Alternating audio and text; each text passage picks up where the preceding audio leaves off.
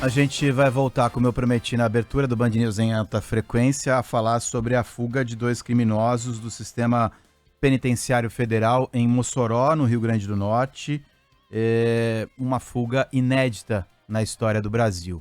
Esse tipo de presídio, ou esses tipos de presídios, existem 5 presídios federais de segurança máxima em todo o país, além de Mossoró, Catanduvas, no Paraná, Campo Grande, no Mato Grosso do Sul, Porto Velho, em Rondônia, e também o da capital federal, em Brasília. Eles existem desde 2006 e nesses anos todos jamais alguém tinha conseguido escapar. E 2 presos escaparam recentemente desse presídio em Mossoró, no Rio Grande do Norte. Os fugitivos foram identificados, a gente ouviu agora há pouco com a nossa reportagem em João Pessoa, falando justamente do Rio Grande do Norte. Rogério da Silva Mendonça, 35 anos de idade, e Deibson Cabral Nascimento, de 33 anos, conhecidos como Tatu e Deicinho. São do Acre, estavam na penitenciária de Mossoró desde 27 de setembro de 2023 e são ligados ao Comando Vermelho, a facção do Fernandinho Beiramar. Como eu disse, uma fuga inédita no nosso país, e para tentar entender por que isso aconteceu, se esses presos têm a chance de serem capturados, quais os reflexos, as mensagens que essas fugas passam para outros presídios, a gente tem o prazer de conversar agora na Band News FM com o Coronel José Vicente da Silva, ex-secretário nacional de Segurança Pública. Coronel, muito obrigado. Sei que o senhor está sendo bastante requisitado, né, neste dia, né, depois das primeiras impressões passadas diretamente pela Polícia Federal, por todos os órgãos que estão tentando entender o que aconteceu lá em Mossoró. Boa tarde, obrigado pelo seu tempo. Eu queria já começar te perguntando qual a leitura que o senhor faz depois de tudo que foi divulgado até agora, tudo bem? Boa tarde, André. Olha, o contexto da fuga é que torna muito interessante essa história toda, porque 2 criminosos que vieram juntos lá do Acre, por causa de um mesmo problema, estando em celas completamente separadas, produzem a mesma fuga no mesmo lugar, no mesmo dia e horário. Não é coincidência. Obviamente que foi toda uma coisa arranjada. Que um fugisse utilizando meios improvisados para furar, fazer um buraco na parede, do teto, coisa que está sendo vista ainda, vai lá. Mas 2, é muita coincidência demais. Isso mostra uma fragilidade que todo sistema tem. Seja da entrada de um condomínio, de uma empresa grande ou de um presídio. O fator humano acaba pesando muito. Nesse caso, nós temos uma estrutura dos presídios federais que custaram muito caro, foram caríssimas, são estruturas para poucos presos, mas uma estrutura gigantesca e cara, com múltiplas barreiras externas e internas e um conjunto de procedimentos de muito rigor, justamente para evitar fugas ou problemas lá dentro. Para se chegar a um preso lá dentro de um presídio desse, passa por 5 etapas, 5 câmaras praticamente de barreiras, de barras e detetores de metais. A hipótese de alguém entrar com alguma faca, uma arma, coisa do tipo, mesmo depois da segunda, terceira, ainda tem uma quarta e quinta. Portanto, era uma fuga quase impossível. 18 anos confirmaram que realmente eram um presídio inexpugnáveis, muito seguros, segurança efetivamente máxima.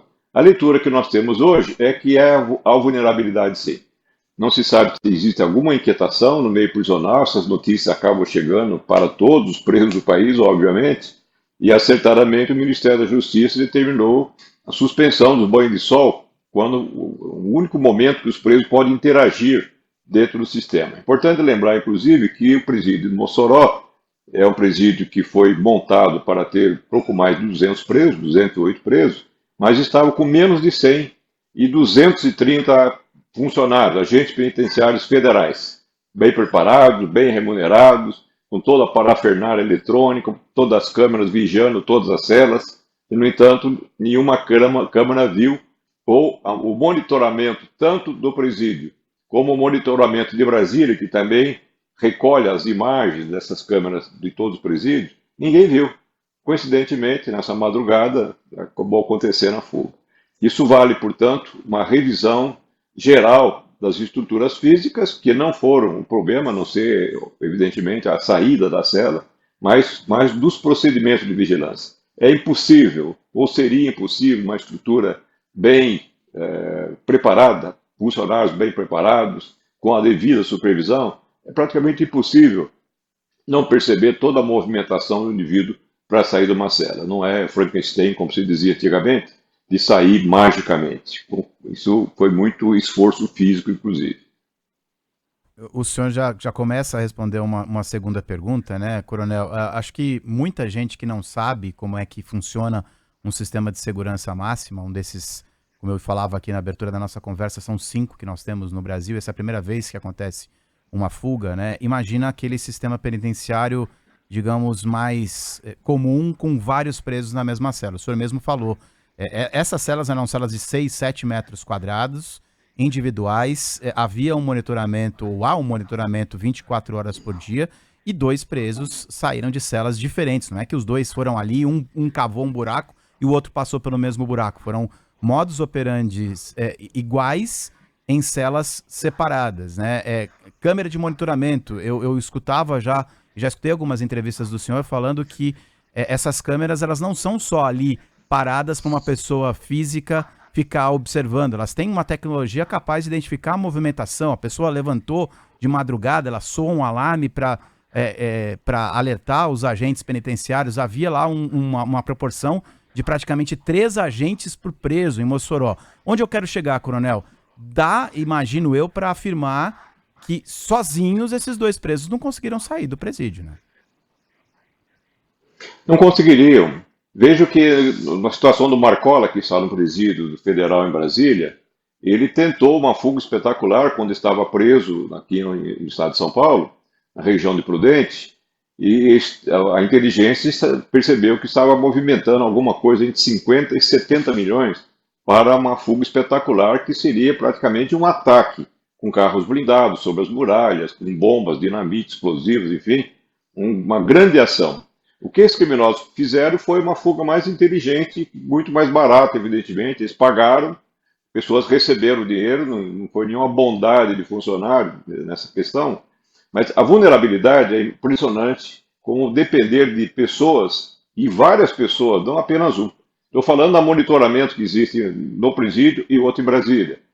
As câmeras, se não têm, deveriam ter essa funcionalidade, como eu mencionei aqui, você mencionou também, que é uma inteligência básica, de certos movimentos, a câmera detectar eventos, não simplesmente mostrar imagem do local ou da pessoa. Quando acontece o evento A, que pode ser levantar a cama, ou o evento B, sair da cela, por exemplo, imediatamente geraria um alarme, independentemente da pessoa estar olhando para uma das telas desse centro de monitoramento. Outra questão que é óbvia, que existe há mais de 20 anos, que eu conheço, todo agente de monitoramento, pode ser na portaria do prédio, ou principalmente no monitoramento prisional, ele precisa acionar a cada 15 minutos uma tecla, para dizer que ele está acordado, que está vivo. Se não acionar, um outro sistema acima dele vai chamar, verificar o porquê. Então, existem muitas ações, muitos fatores, muitos instrumentos, inclusive, para manter essa vigilância e que não aconteceram. Isso requer, naturalmente, um olhar geral de todo o sistema, porque um sistema que está há 18 anos sem problemas vai acomodando as pessoas. É uma monotonia imensa. Os agentes que operam em presídio, eu visitei presídio no Brasil, na Inglaterra, e essa monotonia ela acaba acomodando as pessoas, deixando elas menos despertas para os problemas que estão prestes a surgir. Mesmo que não surja todo dia, todo mês ou todo ano, problemas acabam acontecendo. E essa previsão não foi trabalhada pelos agentes que devem permanentemente, todas as direções de presídio. O que pode acontecer de mais grave do meu presídio? Matar um agente, ou uma fuga, uma rebelião, tudo isso tem que estar sendo visto todo santo dia, é responsabilidade do gestor prisional.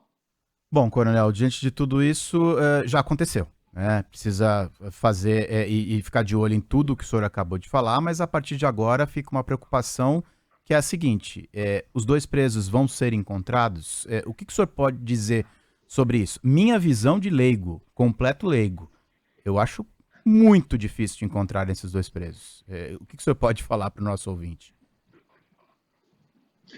Olha, a chance até é razoável, porque esses presos, por mais estrutura que ele tenha mobilizado para a sua saída, que eles precisariam trocar de roupa, arrumar dinheiro para ir para algum lugar, algum abrigo.